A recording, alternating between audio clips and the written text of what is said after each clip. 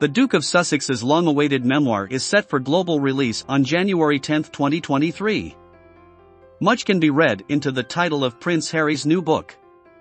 Spare is undeniably derived from the heir and the spare adage, pointing to different destinies that have separated Prince Harry and his older brother Prince William since birth. Before William welcomed 3 children with wife Kate Middleton, his younger brother followed him in the line of succession to the throne.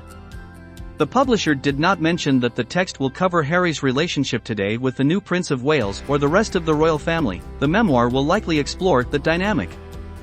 It is a constructed reality, in which grown-up people are asked to collude in the notion that a human is more than a human, that he or she contains something approaching the ineffable essence of Britishness. Once, this fiction rested on political and military power, supported by a direct line, it was supposed, to God. Nowadays it relies on the much frilier foundations of habit, the mysteries of Britain's unwritten constitution, and spectacle, a kind of symbolism without the symbolized. Ceremonials such as the late Queen's funeral are not merely decorative, they are the institution's means of securing its continuance.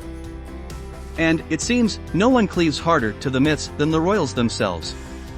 There's a fascinating passage in Prince Harry's autobiography, Spare, in which he describes his father's delight in Shakespeare, how he would regularly take his son to Stratford, how he adored Henry V.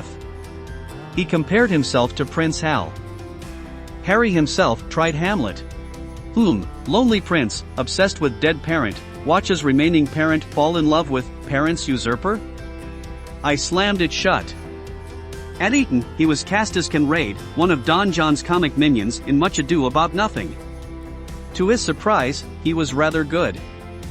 Being royal, it turned out, wasn't all that far from being on stage. Prince Harry portrays himself as no great reader. Studying invited reflection, reflection invited grief, emotions were best avoided. But he does himself an injustice.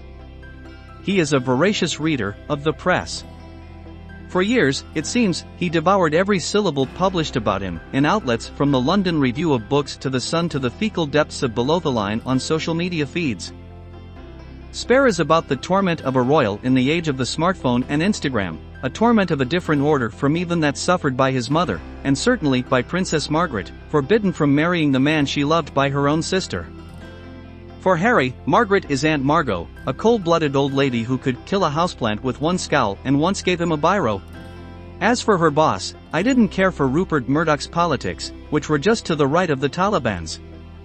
Clueless as Harry may be about the sheer extent of his privilege, early in the book he writes, "It sounds posh and I suppose it was of childhood meals of fish fingers served under silver domes by footmen, he isn't remotely a snob, nor, I infer, temperamentally of the right." Prince Harry has described many facts in his book Spare, and people are interested reading this book. If anyone has already read this book, let me know your thoughts in comments below. And don't forget to like and subscribe to my channel.